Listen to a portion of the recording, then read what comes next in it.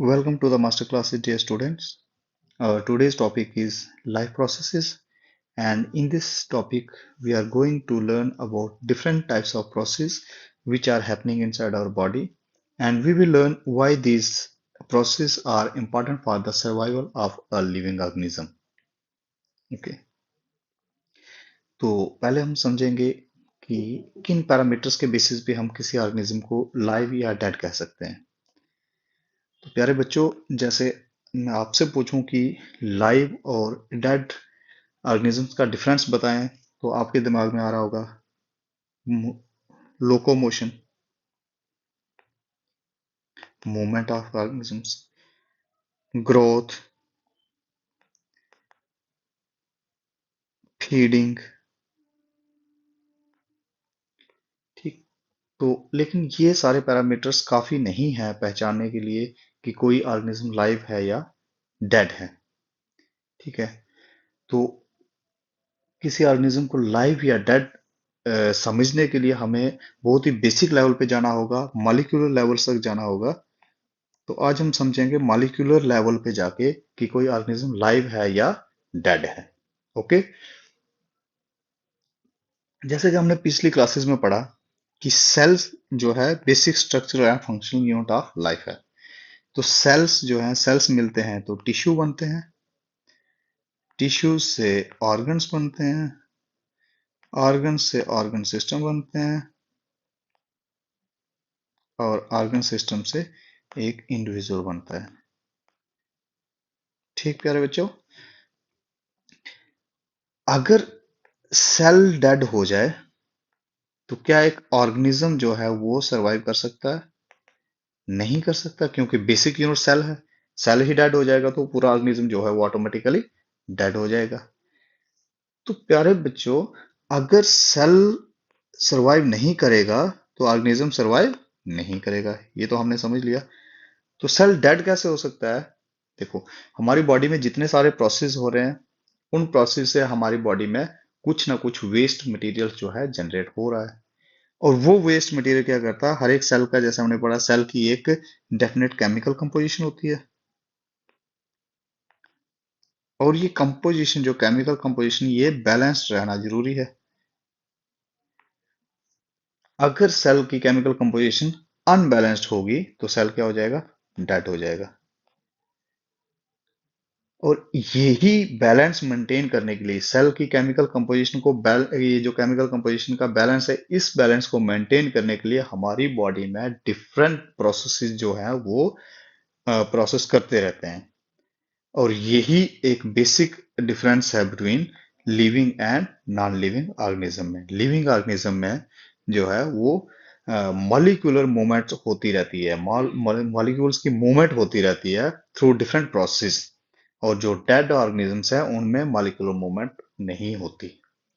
जैसे हम वायरस की एग्जांपल लें तो वायरस को कहा जाता है it is connecting link, connecting link between living and non living organisms. ठीक। क्यों? क्योंकि वायरस जब तक एक्सटर्नल एनवायरनमेंट में होता है तो इसको कहते, ये डेड डिक्लेयर किया जाता है। लेकिन जैसे ये होस्ट सेल में पहुंचता है तो इसको लाइव डिक्लेयर किया जाता है। क्यों? क्योंकि जब तक ये एक्सटर्नल एनवायरनमेंट में है तो इसकी मॉलिक्यूलर मूवमेंट जो है वो नहीं हो रही होती है। लेकिन जैसे ये होस्ट सेल में एंटर करता है तो इस सेल के अंदर मॉलिक्यूलर मूवमेंट जो है वो स्टार्ट हो जाती है। इसलिए वायरस जो है वो लाइव भी है और डेड भी है।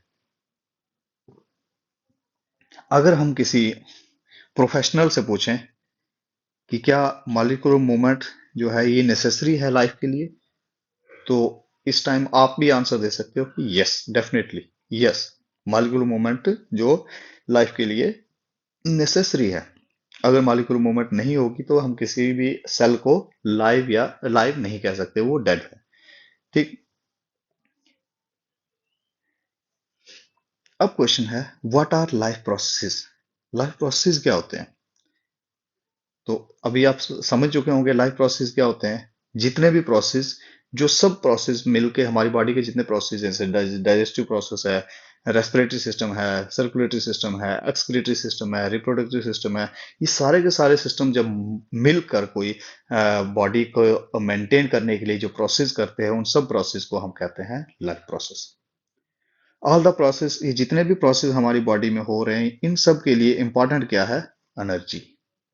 एनर्जी के बिना बच्चे कोई भी प्रोसेस नहीं होगा। एनर्जी के प्रोसेस मीन काम हो रहा है बॉडी में, और कोई भी काम करने के लिए हमें किसकी जरूरत पड़ती है? एनर्जी की जरूरत पड़ती है। और एनर्जी हमें कहां से मिलती है? एनर्जी मिलती है हमें न्यूट्रिशन से। तो एनर्जी के लिए हमें क्या करना पड़ेगा? न्यूट्रिशन लेनी पड़ेगी। और न्यूट्रिशन को लेने के लिए डिफरेंट डिफरेंट प्रोसेस हैं। जैसे यूनिसेलुलर ऑर्गेनिजम्स हैं, जिसमें हमारा अमीबा है, पैरामीशियम है। तो यूनिसेलुलर ऑर्गेनिज्म क्या होते हैं? ये डायरेक्टली होते हैं इन कांटेक्ट विद एटमॉस्फेयर। ये एटमॉस्फेयर के साथ डायरेक्टली कांटेक्ट में होते हैं, इसलिए इनमें क्या होता है? सिंपल डिफ्यूजन से एक्सचेंज हो जाता है न्यूट्रिएंट्स का from external environment to the body, और वेस्ट प्रोडक्ट्स का from body to external environment.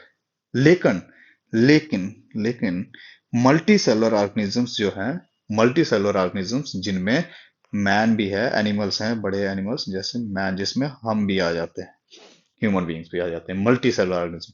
तो मल्टी सेलुलर ऑर्गेनिज्म में क्या है प्यारे बच्चों?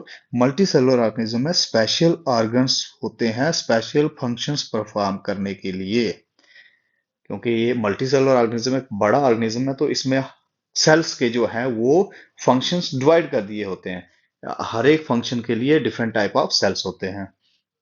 जैसे डाइजेस्टिव सिस्टम के लिए अलग टाइप के सेल्स होंगे, रेस्पिरेटरी सिस्टम के लिए अलग टाइप के सेल्स होंगे, एक्सक्रीटरी सिस्टम के लिए अलग से टाइप सेल्स होंगे, नर्वस सिस्टम के लिए अलग टाइप के सेल्स होंगे। हम पढ़ेंगे आगे जाके कि नर्वस सिस्टम में कौन से सेल्स होते हैं, जैसे न्यूरॉन्स है, एक्सक्रीटरी सिस्टम में नेफ्रॉन्स हैं। तो ये सब हम पढ़ेंगे आगे जाके इन डिटेल्स जब ये टॉपिक्स पे आएंगे। तो अभी हम इतना समझ लें कि मल्टी सेलुलर ऑर्गेनिज्म में ज्यादा स्पेशलिटी होती है, इसलिए डिफरेंट फंक्शंस परफॉर्म के लिए करने के लिए डिफरेंट टाइप ऑफ सेल्स होते हैं। ओके, इतना समझ आया प्यारे बच्चों? अब हमारा आज का पहला टॉपिक जो है वो है न्यूट्रिशन। न्यूट्रिशन तो क्या होता है न्यूट्रिशन?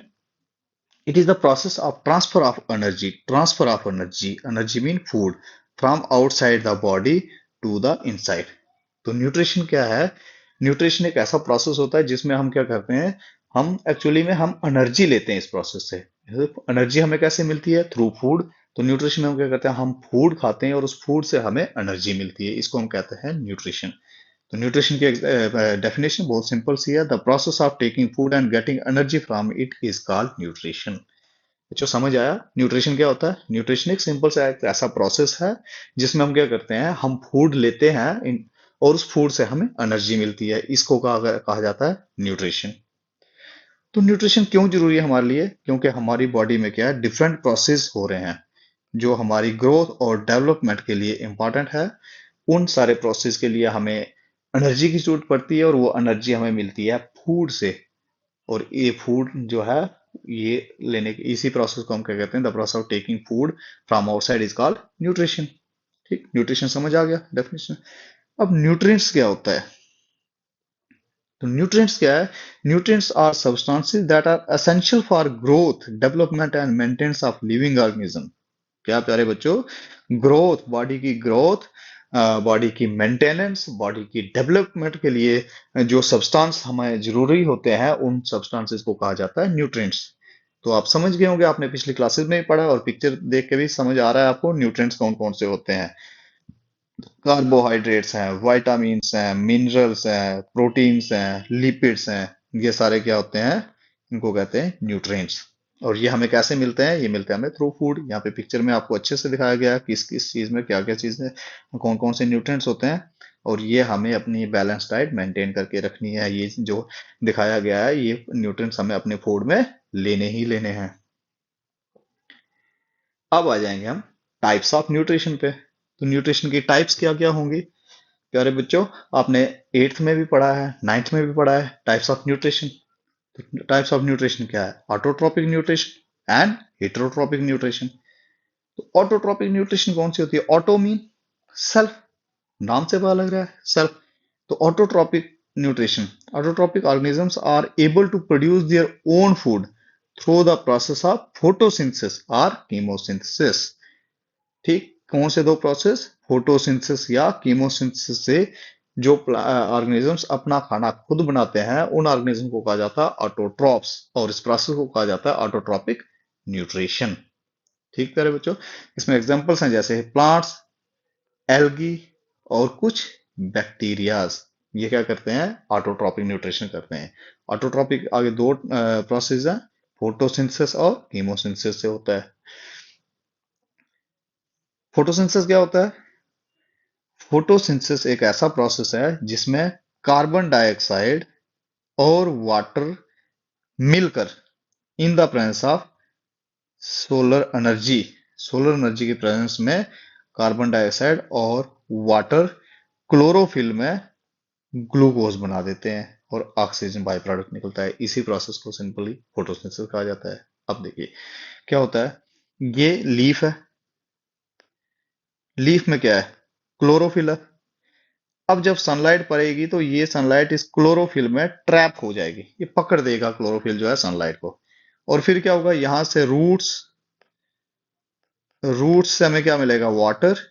और एटमॉस्फेयर से हमें मिलेगी कार्बन डाइऑक्साइड, जो पत्ते में एंटर करती थ्रू स्टोमेटा। हम आगे जाके पढ़ेंगे स्टोमेटा। तो सनलाइट, क्लोरोफिल, कार्बन डाइऑक्साइड और वाटर, ये सब मिलकर क्या बना देते हैं?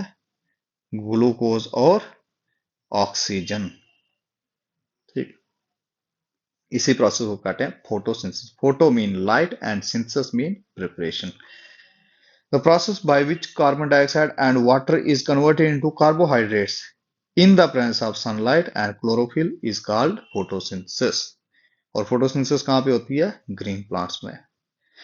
कार्बोहाइड्रेट्स जो बनते हैं वो क्या करते हैं? Provides energy to the organism and which is not used is stored as starch.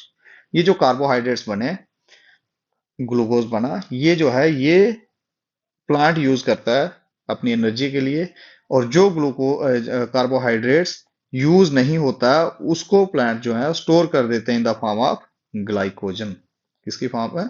Glycogen की फॉर्म में, सॉरी, स्टार्च की फॉर्म में। और हमारी बॉडी में जो कार्बोहाइड्रेट स्टोर होता है वो होता है ग्लाइकोजन की फॉर्म में। Okay, now autotrophs. What are autotrophs? मैंने अभी पहले ही बताया, ऑटोट्रॉप्स वो ऑर्गेनिजम्स होते हैं जिनमें ऑटोट्रॉपिक न्यूट्रिशन होती है। ठीक, जिसमें फॉर एग्जांपल प्लांट्स, प्लांट्स में कौन सी न्यूट्रिशन होती है? Autotrophic nutrition. ये क्रॉस सेक्शन ऑफ लीफ है जिसमें दिखाया गया ये अपर वाला, ये फ्लोएम है for the transport of food, and ये जाइलम है for the transport of water. अब यहां से एक क्रॉस सेक्शन लिया हुआ है पत्ते का, इसमें हमें दिख रहा है ऊपर ये वैक्सीक्यूटिकल है, फिर अपर एपिडर्मिस है। ये यहाँ पे जो ये डॉट डॉट्स में दिख रहा है ये है क्लोरोप्लास्ट, ग्रीन कलर पिगमेंट। ये एयर स्पेसिस है, ये स्टोमेटल पोर है। ठीक, और ये जो डॉट्स हैं क्लोरोप्लास्ट में क्या होता है? क्लोरोफिल, जो इंपॉर्टेंट थी कहाँ पे? फोटोसिंथेसिस के प्रोसेस में। तो अब बच्चों आपको समझ आ गया फोटोसिंथेसिस क्या होता है, ऑटोट्रॉपिक न्यूट्रिशन तो आपको समझ आ गया, फोटोसिंथेसिस जो प्रोसेस है ये समझ आ गया कैसे होता है। नेक्स्ट हमने बात किया था स्टोमेटा क्या होता है। स्टोमेटा टाइनी पोर्स हैं on the lower surface of leaf. Leaf के लोअर सरफेस पे छोटे छोटे सुराख होते हैं, जो हमने पहले ही पढ़ा था। ये किसके लिए होते हैं? गैसियस एक्सचेंज के लिए। इनके थ्रू कार्बन डाइऑक्साइड लीफ में एंटर करती है और ऑक्सीजन लीफ से एग्जिट करती है। नाउ द क्वेश्चन अराइज कि ये ओपन कैसे होते हैं और क्लोज कैसे होते हैं स्टोमेटा। तो स्टोमेटा का जो स्ट्रक्चर है, स्ट्रक्चर से हमें पता लग जाएगा, समझ लेंगे हम ये क्लोज कैसे होते हैं और ओपन कैसे होते हैं। ये इसके गार्ड सेल्स हैं, इनको कहते हैं गार्ड सेल्स। दो गार्ड सेल्स हैं। ये साइड वाले जो है इनको कहते हैं सब्सिडियरी सेल्स, सब्सिडियरी सेल्स।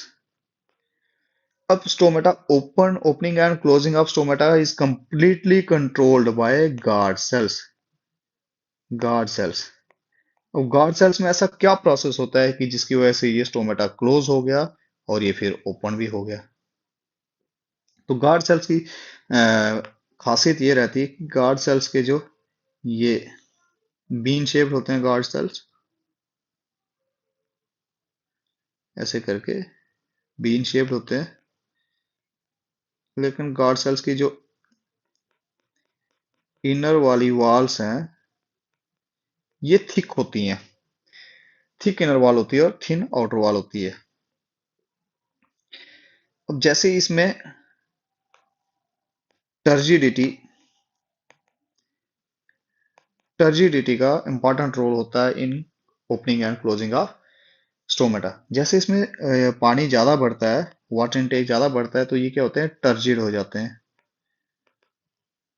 और टर्जिड होने की वजह से ये क्या होता है, ये ऐसे करके इस शेप में आ जाता है। क्योंकि थिक वॉल्स हैं तो ये एकदम से ऐसे खींचेगी, जैसे प्रेशर बढ़ेगा ये बाहर को खोलेंगे और ये अंदर आ जाएंगे। तो टर्जिडिटी की वजह से क्या होता है, स्टोमेटा क्लोज हो जाता है, और जैसे ही वाटर प्रेशर कम होगा तो ये ओपन हो जाते हैं। ठीक, तो इस समझ आया स्टोमेटा की opening and closing of stomata. Next हम पढ़ेंगे chemosynthesis. Chemo means chemical, chemo means chemical, और synthesis mean preparation. That means इसमें क्या होता है कि इसमें जो ऑर्गेनिज्म है वो एनर्जी जो यूज कर रहा है वो कहाँ से मिल रही है, इसको केमिकल से मिल रही है। केमिकल से, जैसे हाइड्रोजन सल्फाइड। तो ये इस एनर्जी, जैसे हमने फोटोसिंथेसिस में क्या देखा था, वहां पे एनर्जी कहाँ से मिल रही थी, शाबाश बताओ, एनर्जी कहाँ से मिल रही थी, सनलाइट से। ठीक, सनलाइट से एनर्जी मिल रही थी। लेकिन कीमोसिंथेसिस में हमें एनर्जी कहाँ से मिल रही है, केमिकल से, और जो क्या है, हाइड्रोजन सल्फाइड। Hydrogen sulphide. तो एनर्जी यहाँ पे कहाँ से मिल रही है, केमिकल से, और फिर उस एनर्जी की हेल्प से कन्वर्ट कर दिया जाता है फूड को ग्लूकोज में। ठीक, this process is typically found in environments where sunlight is not available. तो ये जो कीमोसिंथेसिस ऐसे एनवायरमेंट होती है जहाँ पे सनलाइट अवेलेबल नहीं है। तो सनलाइट कहाँ पे अवेलेबल नहीं होगी, डीप सी में सनलाइट नहीं पहुंच सकती है। डीप सी, अब समुद्र के नीचे इतना डाउन तक तो सनलाइट नहीं पहुंच सकती। तो वहां के जो फोटोट्रॉप्स हैं वो क्या करते हैं, जो ऑटोट्रॉप्स हैं वो कैसे सिंथेसाइज करेंगे अपना फूड, तो वो करते हैं कीमोसिंथेसिस से। और इसकी एग्जांपल है साइनोबैक्टीरिया। साइनोबैक्टीरिया जो है ये एक ऐसा बैक्टीरिया है जो फोटोसिंथेसिस भी करता है और इसमें कीमोसिंथेसिस भी होती है। ये दोनों प्रोसेस को यूज करता है साइनोबैक्टीरिया, इसलिए इसको याद रखिए, साइनोबैक्टीरिया। तो फोटोसिंथेसिस, जैसे हमने फोटोसिंथेसिस में रिएक्शन पढ़ा हो, वैसे ही कीमोसिंथेसिस में भी रिएक्शन है। कार्बन डाइऑक्साइड, साथ में क्या है, इसके वाटर मिलेगा, और हाइड्रोजन सल्फाइड। वहां पे क्या था, सनलाइट थी। फोटोसिंथेसिस में क्या था, सनलाइट थी, और यहाँ पे हाइड्रोजन सल्फाइड है सोर्स ऑफ एनर्जी। तो बनाएगा क्या, शुगर और सल्फर कंपाउंड्स। H2SO4 समझ रहे हो ना क्या होता है, सल्फ्यूरिक एसिड।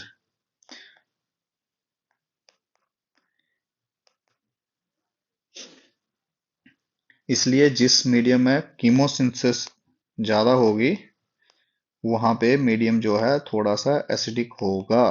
क्या होगा, एसिडिक होगा, ये याद रखना इंपॉर्टेंट है। जहाँ पे कीमोसिंथेसिस ज्यादा होगी तो वहां पे जो एनवायरनमेंट जो है वो क्या होगा, एसिडिक होगा। तो एसिडिक क्यों होगा, सल्फर कंपाउंड्स भी बनेंगे ग्लूकोज के साथ साथ। ठीक, नेक्स्ट इज हीट्रोट्रॉपिक न्यूट्रिशन। जो हमने ए पढ़ा था, ए में क्या था, ऑटोट्रॉपिक न्यूट्रिशन, ऑटोट्रॉपिक, और बी थी हीट्रोट्रॉपिक। ऑटोट्रॉपिक के सब टाइप्स भी पढ़ लिए हमने। अब हीट्रोट्रॉपिक न्यूट्रिशन। हीट्रोट्रॉपिक न्यूट्रिशन में क्या होता है, हीट्रोट्रॉपिक न्यूट्रिशन में it is that type of nutrition in which organisms depends on other organisms for their food. ये ऑर्गेनिजम्स अपना खाना खुद नहीं बना सकते, अपनी फूड खुद तैयार नहीं कर सकते, जैसे कि ऑटोट्रॉप्स कर रहे थे। ठीक, इसमें आगे सब टाइप्स हैं, जैसे सेप्रोट्रॉपिक न्यूट्रिशन है, पैरासिटिक न्यूट्रिशन है, और होलोजोइक न्यूट्रिशन है। सेप्रोट्रॉपिक न्यूट्रिशन कौन सी होती है, सेप्रोट्रॉपिक न्यूट्रिशन में जो ऑर्गेनिजम्स है वो ग्रो करता है डेड प्लांट्स और dead and decaying animal bodies पे ग्रो करता है और उससे अपना फूड लेता है, जैसे ईस्ट और मशरूम।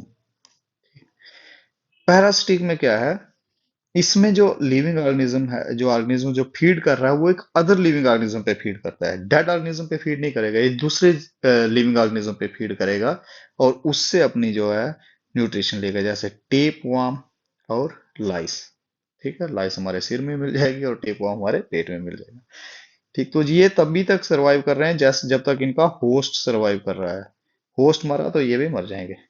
लेकिन जो सेप्रोट्रॉपिक न्यूट्रिशन है, जो सेप्रोट्रॉप्स हैं, सेप्रोट्रॉप्स क्या करते हैं, ये डेड एंड डिकेइंग ऑर्गेनिजम्स पे फीड करते हैं। और थर्ड टाइप है holozoic nutrition. Holozoic nutrition means इसमें इंजेशन ऑफ ऑर्गेनिक मटेरियल्स, इसमें होलोजोइक न्यूट्रिशन में आगे स्टेप्स आ जाते हैं, इंजेशन, डाइजेशन, एब्जॉर्प्शन, असिमिलेशन और इजेशन। 5 स्टेप्स में कंप्लीट होती है होलोजोइक न्यूट्रिशन। इसमें एग्जांपल्स हैं ह्यूमन बींग्स, अमीबा। ठीक, तो बच्चों इतना समझ आया आपको heterotrophic nutrition, autotrophic nutrition, autotrophic nutrition की सब टाइप्स और हिटरोट्रॉपिक न्यूट्रिशन की आगे सब टाइप्स। ठीक, अब अमीबा में हिटरोट्रॉपिक न्यूट्रिशन कैसे हो रही है। अमीबा में पहले क्या होता है, फूड पार्टिकल है यहाँ पे और ये अमीबा है। तो ये क्या करेगा, ये अपने सीडोपोडियास, क्या करेगा, pseudopodia, pseudopodia, pseudo mean false और पोडिया मीन फुट। तो ये अपने फॉल्स फुट, इसके पैर तो नहीं होते हैं लेकिन ये ऐसे पैर जैसे बनाएगा, ऐसे हाथ जैसा बनाएगा और ये फूड वैक्यूल जो सेंटर में था उसके सराउंडिंग में ऐसे उसको कवर करने की कोशिश करेगा। ऐसे इसने इसको कवर कर दिया। उसके बाद क्या करेगा, इसको पूरा एंगल्फ कर देगा और फिर इसका ब्रेकडाउन करेगा और इसकी डाइजेशन करके इसमें जो इंपॉर्टेंट न्यूट्रिएंट्स हैं, इंपॉर्टेंट न्यूट्रिएंट्स उनको एब्जॉर्ब कर देगा। ठीक है, फिर असिमिलेशन होगा और उसके बाद जो है ये जो वेस्ट था उसको बॉडी से एक्सपेल कर देगा। ठीक है, ये है हिटरोट्रॉपिक न्यूट्रिशन अमीबा। और nutrition in human beings, human beings में न्यूट्रिशन इंपॉर्टेंट है। ह्यूमन बींग्स में न्यूट्रिशन कैसे होती है, तो उससे पहले हम पहले तो ह्यूमन बींग का डाइजेस्टिव सिस्टम समझेंगे। ह्यूमन न्यूट्रिशन, जो न्यूट्रिशन स्टार्ट होती है माउथ से और एंड कहाँ पे होती है, एनस। ठीक, तो माउथ में हमारे कौन कौन से ऑर्गन्स हैं, पैलेट होता है, यूवला होता है, टीथ होता है और टंग होती है। बाकी हमारे सेलिवरी ग्लैंड्स कौन कौन से होते हैं, पैरोटिड ग्लैंड है, सब मैंडिबुलर ग्लैंड है और सब लिंगुअल ग्लैंड है। इनको आपने जाके नेट पे सर्च करना और इनकी लोकेशंस कहाँ कहाँ पे वो कमेंट बॉक्स में करना है, आपको दिख भी रही है। लेकिन इनकी आपने सेलिवरी ग्लैंड्स की डक्ट्स जो हैं, डक्ट्स को कमेंट में पोस्ट करना है कि कौन कौन सी डक्ट्स होती हैं। फिर थ्रोट है, थ्रोट में फेरिंग्स है, वोकल कॉर्ड्स है और इसोफेगस है। स्टोमक में पैनक्रियाटिक डक्ट, सॉरी स्टोमक में स्टोमक है और इसके स्पिंक्टर्स होते हैं। ऐसे लीवर है, गॉल ब्लैडर है, गॉल ब्लैडर की डक्ट, इसको कमेंट में पोस्ट करें, गॉल ब्लैडर की डक्ट को क्या कहते हैं। फिर कॉमन बाइल डक्ट है, पैनक्रियाटिक डक्ट और पैनक्रियास। स्मॉल इंटेस्टाइन्स में ड्यूडेनम, जेजुनम और ileum, appendix, anus. Large intestines में कोलन, केकम और रेक्टम। ठीक, nutrition human beings, food digestion, it is the breakdown. Digestion क्या होता है, breakdown of complex food with the help of enzymes into smaller absorbable molecules. ठीक, तो जब large food जो हमने फूड खाया है, जो कॉम्प्लेक्स फूड खाया है, उसका ब्रेकडाउन होता है in the presence of enzymes into simple absorbable molecules, इस प्रोसेस को हम डाइजेशन कहते हैं। तो माउथ में क्या होता है, फूड जो है मिक्स करता है सलाइवा के साथ और सलाइवा को सिक्रेट कौन कर रहा है, सेलिवरी ग्लैंड। माउथ में कौन सा ग्लैंड होता है, सेलिवरी ग्लैंड। सेलिवरी ग्लैंड क्या करेगा, सलाइवा सिक्रेट करेगा और वो सलाइवा एक्ट करेगा हमारे फूड पे और डाइजेशन ऑफ कार्बोहाइड्रेट्स हमारे माउथ से ही स्टार्ट हो जाती है। ठीक, और कौन सा एंजाइम होता है इसमें, इसमें होता है टायलिन, टायलिन या फिर सेलिवरी अमाइलेज, सेलिवरी अमाइलेज। ये हमारे स्लाइवा में प्रेजेंट होता है और ये एक्ट करता है किस पे? स्टार्च पे, और उसको ब्रेक कर देता है सिंपल शुगर में। जैसे मैंने कहा, हमारे कार्बोहाइड्रेट्स की डाइजेशन माउथ से ही स्टार्ट हो जाती है। इसके बाद जब फूड जो है वो बोलस जो है वो पास करता है इसोफेगस के थ्रू स्टोमक में। ठीक, ये ऐसे। और इस मूवमेंट को हम कहते हैं पेरिस्टालसिस। पेरिस्टालसिस, ये रिदमिसिटी से ये फूड को पुश करता जाता है, जैसे इसमें दिखाया है फोटो को, कैसे फूड को पुश कर रहा है ये स्टमक के साइड। और फाइनली फूड कहाँ पहुंच जा रहा है? हमारे स्टमक में।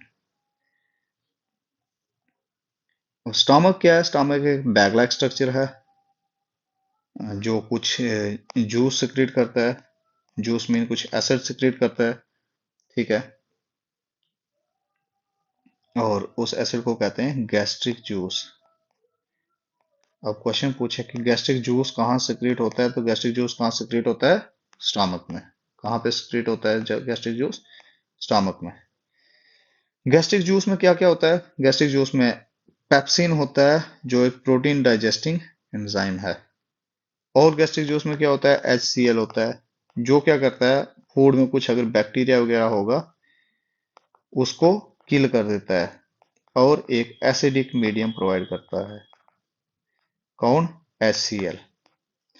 यही HCl कभी कभी क्या होता है कि रिवर्स हमारे इसोफेगस में आता है, जिससे हमें जलन होती है, जिसको कहते हैं एसिडिटी।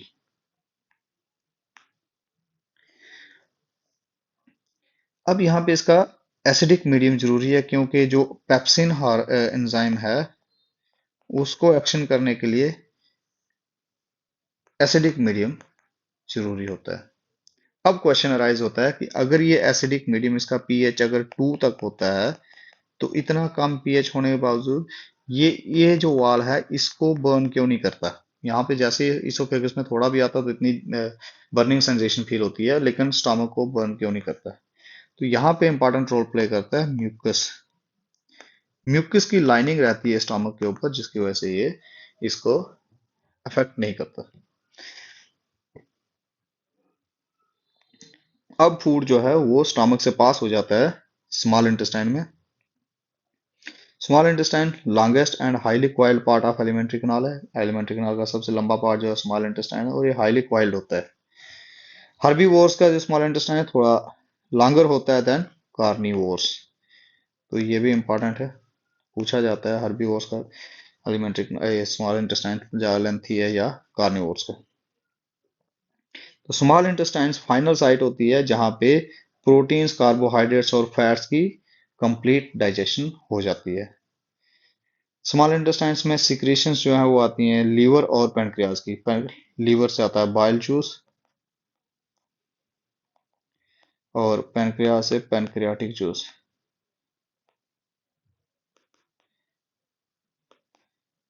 बाइल जूस और पैनक्रियाटिक जूस। तो बाइल जूस क्या है वो? It helps in emulsification of fats, it acts upon fats. और जो एसिडिक मीडियम था ड्यू टू HCl, उसको ये अल्कलाइन कर देता है बाइल जूस।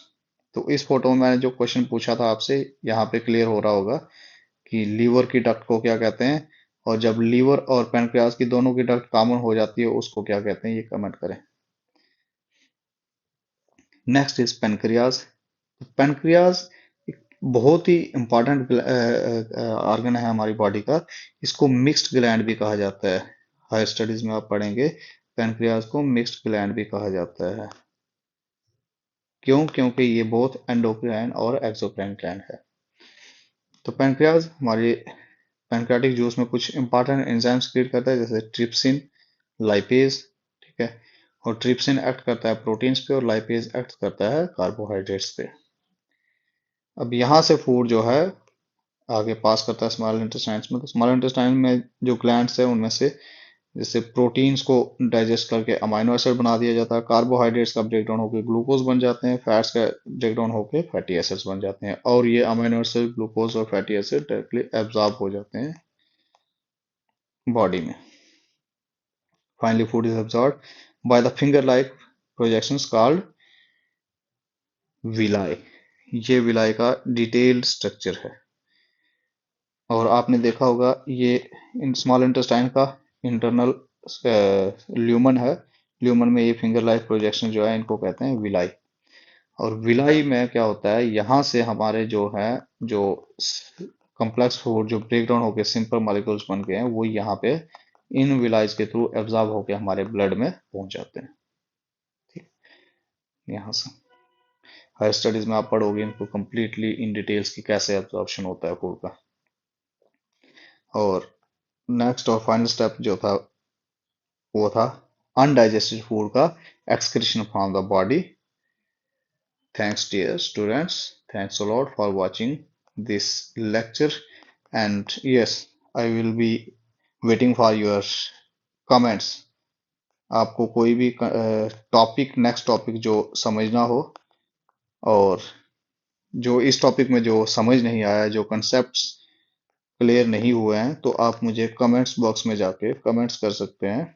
मैं एक एक कमेंट्स पढ़ के कमेंट्स देखूंगा और वो आपकी क्वेरीज को सॉल्व करने की कोशिश करूंगा।